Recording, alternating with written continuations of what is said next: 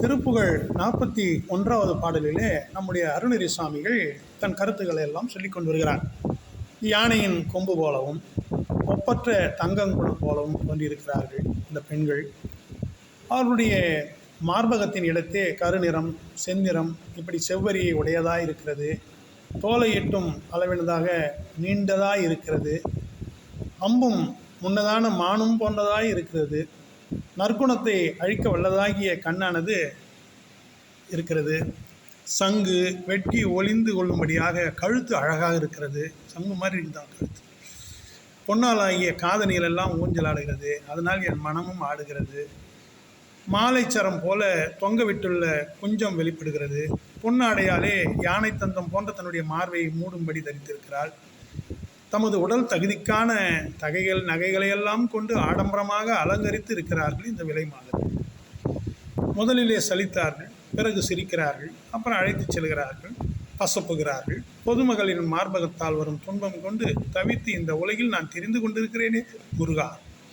தேவர்களின் கூட்டம் துதி செய்த அந்த 5 எழுத்தால் நமச்சிவாய மந்திரத்தால் வரும் இன்பத்தில் மகிழ்ந்து சாப்பிடுதல், இசைப்பாடுதல் ஆகிய சுகத்தில் தெளிந்து வாழ்ந்து இன்ப வாழ்வை அழியும்படி செய்த காரணத்தினாலே அங்கு அசுரர்களை மிதித்து கசக்கி பந்தடிப்பது போல் அடித்தாய் முருகன். வெற்றி சங்கை ஒளித்தாய், கிரௌஞ்சமலையை பொடி செய்தாய், இசையோடு மகிழ்ந்தும் கண் களிப்பும் கொண்ட வேளா முருகா. உன்னை வணங்குவதால் தலை பயன்பெறுகிறது. உன்னை கைகூப்பி தொழுவதால் கைகள் பயனடைகிறது. கடம்ப மாலை சூட்டுதலை கண்டு சிவமாகும் தன்மை பெறுதலையும் தவநிலை அடைதலையும் கொடுப்பவனே முருகா. திணைப்புணத்து தொடர்புடைய குறப்பெண்ணாகிய வள்ளி சீர் நிறைந்த இந்திராணியின் மகளான தேவயானை இப்படி இருவர்களின் மார்பகங்களில் துயில் கொள்ளுகிற பெருமானே முருகா. செழிப்பான திருச்செந்தூரில் உரையும் பெருமாளே என்று அருணகிரி சுவாமிகள் சொல்கிறார். இப்பொழுது பாடலை பார்ப்போம். கரி கொம்பந்தானி தங்கங் கோடத்து இன்பந்தானத்தின் கண்காறு பொந்தன் சிவப்பும் செம்போரி தோல் சே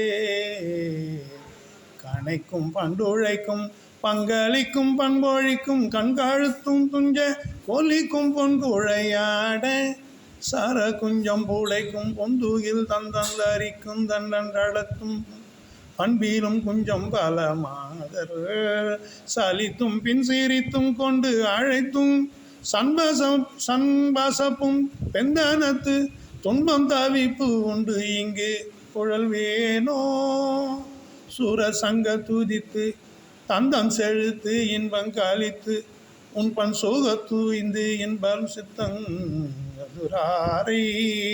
தூவைத்தும் பந்தடித்தும் துஞ்சங்கோலித்தும் குன்றிடித்தும் பன்சுகித்தும் கண்காலிப்பும் கொண்டிடும் வேளா சிறப்பண்பும் கரப்பண்பும் சிறப்பண்பும் கரப்பண்பும் கடப்பம் தொங்கலில் பண்பும் சிவப்பண்பும் தவ பண்பும் தருவோனே தீனை தொந்தங்குற பெண்பண் சசி பெண் கொங்கையில் தீயஞ்சும் துஞ்சும் செழிக்கும் செந்திலிற்றரங்கும் பெருமாளே முருகா.